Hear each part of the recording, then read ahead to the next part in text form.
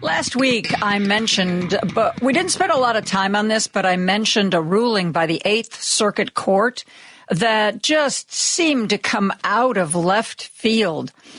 It had to do with voting rights and who was able to take these kinds of issues to court. And the Eighth Circuit Court said, you got a problem with the government? Sorry about that. Only the government can take the government to court. I know it doesn't make any sense, and maybe it doesn't make any sense because I don't really understand what's going on. Our good friend Greg Palast, who's an investigative reporter, he's worked for the BBC. He just recently did a documentary about the Osage people and how the Kochs stole their money. Well, he's an expert, as you know, on voting and voting suppression. We've talked about all of his work in Georgia. He has been writing about the Eighth Circuit Court, and perhaps he is the one who can explain to us what is going on. Greg, how are you? Pretty good, except for this decision. Now, it might sound pretty obscure to people. You're talking Eighth Circuit and, who's suing what over what. Let me make this clear. Set your hair on fire right now, because this basically virtually repeals the last living section of the Voting Rights Act. If you remember back in 2013, the Supremes, the right-wing Supremes, voted to remove what is called Section 5. That put a knife into the Voting Rights Act. But Section 2 still remains. Doesn't matter what 2, 5, forget all that stuff. All Section 2 says is that if you get shafted out of your vote, if there's some racist procedure, or you were just talking about gerrymandering in North Carolina. Mm-hmm. Now, if you are a black voter or another voter, a minority voter, and you lost your vote because of this, or you lost your power because of this gerrymandering, under this ruling, if it becomes national, you can't sue. You're out of it. Even though the Voting Rights Act says you may not lose your rights, the state of South Carolina, North Carolina, any Carolina can't take away your rights if you're a voter of color, if there's any racial purpose here. But now you can't sue about it.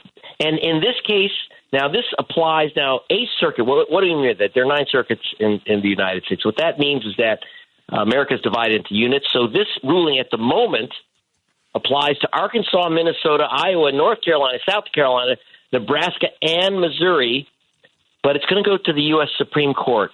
Then look out, because when that happens, we've already heard bleatings from Koch's justices. And when I say Charles, I'm doing this film on Charlie Koch right now. And he actually, he was just outed for secretly paying pleasuring Justice Thomas, or Injustice Thomas. Mm-hmm. Thomas has already indicated that he's going to vote, that he would vote to remove your right to sue if you get shafted out of your vote, period. You can't, as a voter, now understand what that means.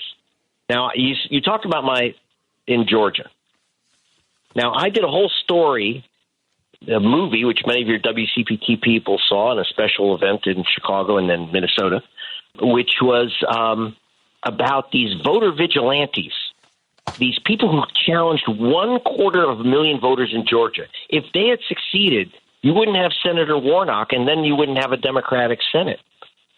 We were able to expose them and block them, but on top of it, the NAACP sued the state and said, you can't allow this, sued under federal law, saying this is a violation of the Voting Rights Act. And they sued on behalf of Major Gamaliel Turner. He's a career military man who was assigned to California. They blocked him from voting in Georgia. And he is sued. He's in court now, suing the state, suing these voter vigilante groups. Well, forget it. If this ruling becomes national, it's already effective in 8 states. If it becomes national, well, they throw this soldier's case out of court. He's out of luck. He's done. He's finished. And here's the other problem. It says, so the government is the perpetrator of the vote suppression crimes. This court said that only the government, in other words, the perps, can sue. Only the government can sue. No voter can sue if they're shafted. They specifically told this is a court order. The NAACP specifically is barred from filing any suit on behalf of a voter shafted out of their rights in those 8 states. and it will become 50 if it gets to this right-wing court, and they go along with it.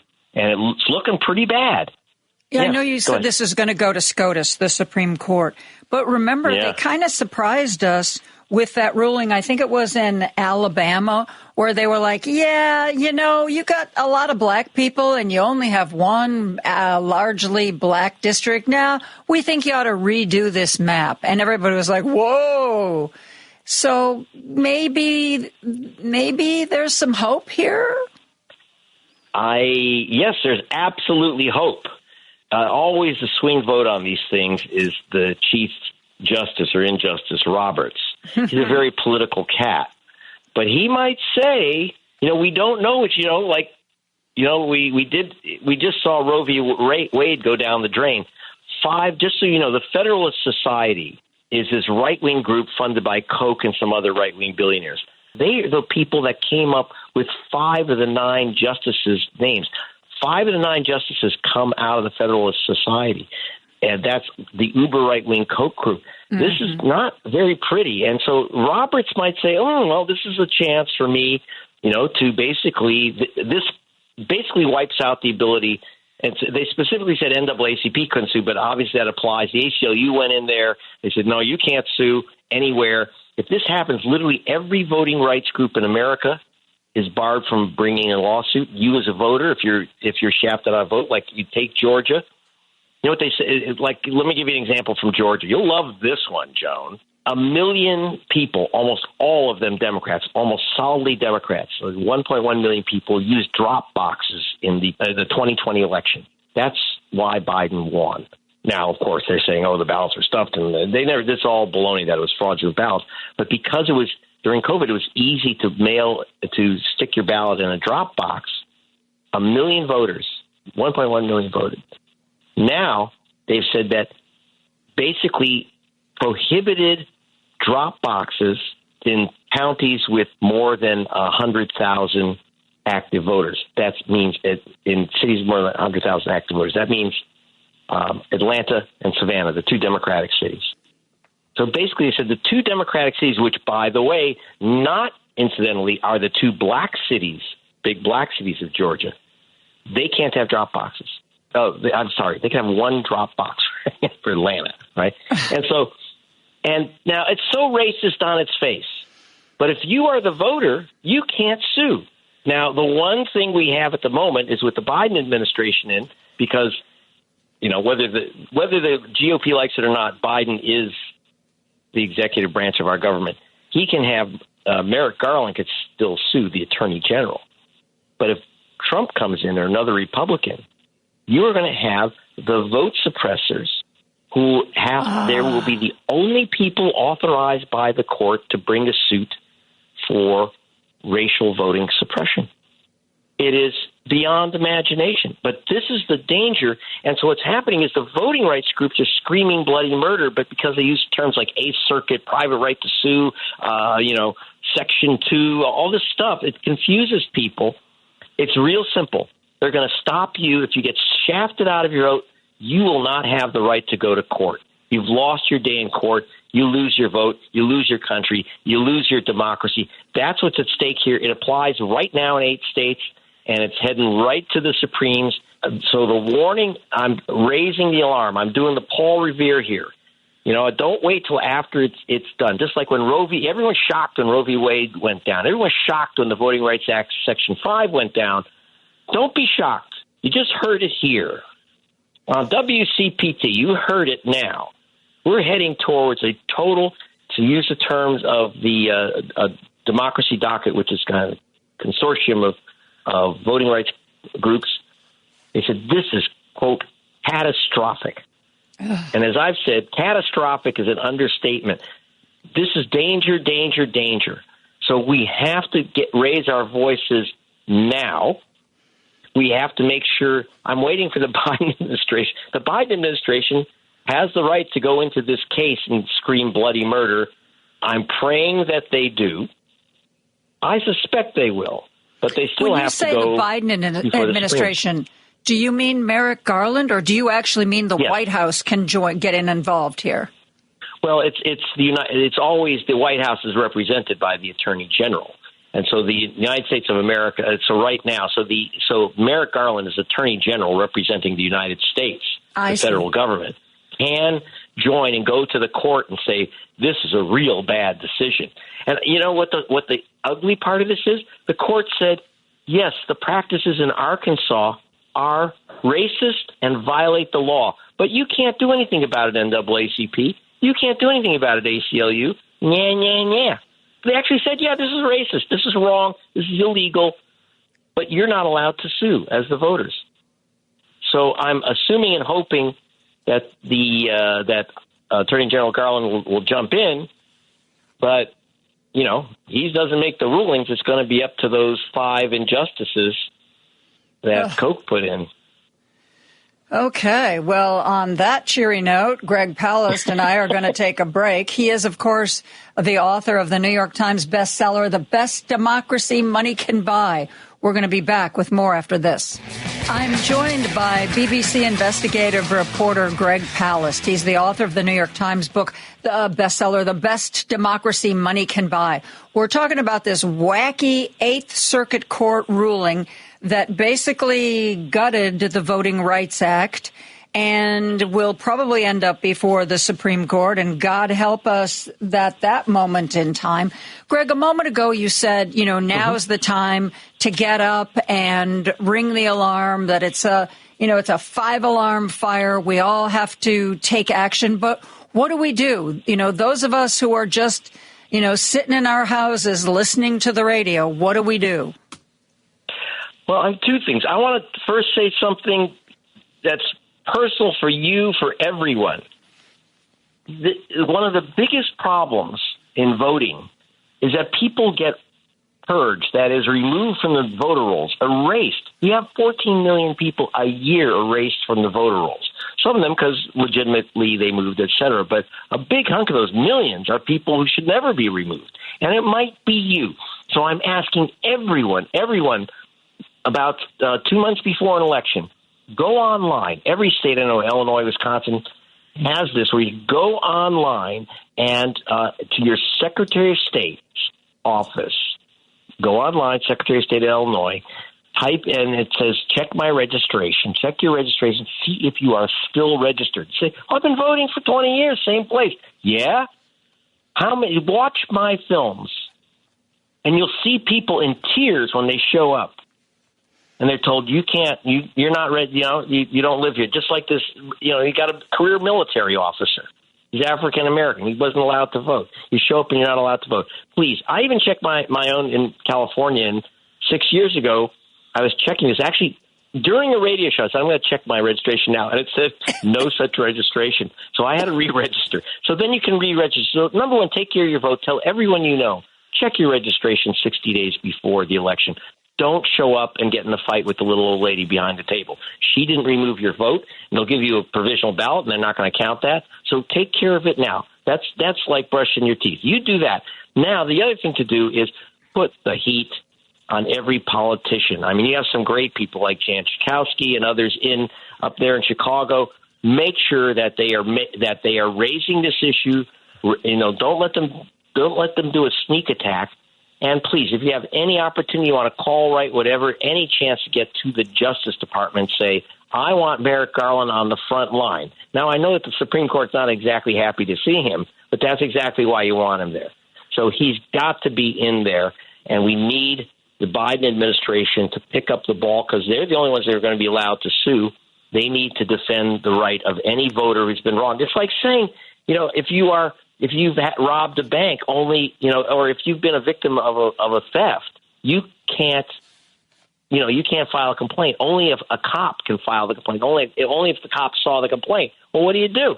You can't call the cops. This is crazy. It's crazy, but it's cruel, and it's so ugly partisan. It's using racist tactics to win elections, and there couldn't be anything less American and uglier. Are these and by the way, Eighth Circuit people, are they lifetime appointments? I have a bad feeling they might be. Yes, it's a federal judgeship, and therefore it's for life.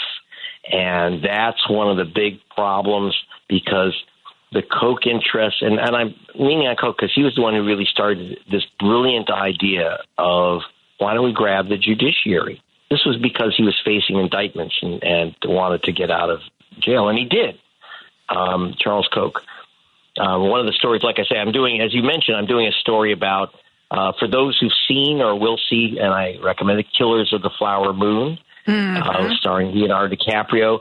Leonardo and his dad have asked me to make a film, a documentary about what's happened to the Osage since the 20s, since the end of Killers of the Flower Moon.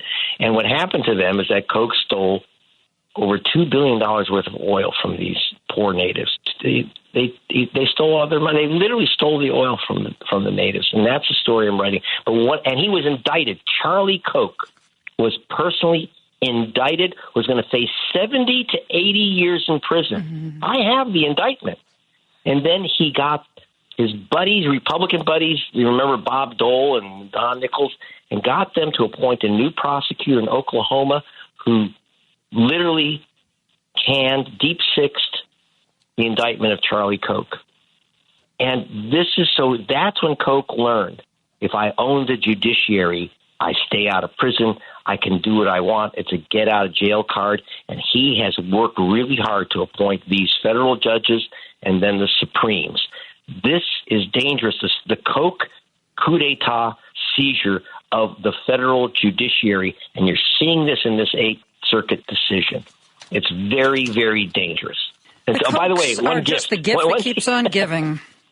Well, I mean, when you're casting a film, it's hard to cast a documentary. You got what you got. I got some great people like Chief Standing Bear, but I have to say, Koch is the perfect. I couldn't cast a villain like this. You couldn't make up a story like this guy. But if you want to, by the way, get more of this information on how these guys operate, and by the way, the guy that blocked the NAACP is the Attorney General of Arkansas, Tim Griffin. He used to be a federal prosecutor. This is the guy who's supposed to protect you.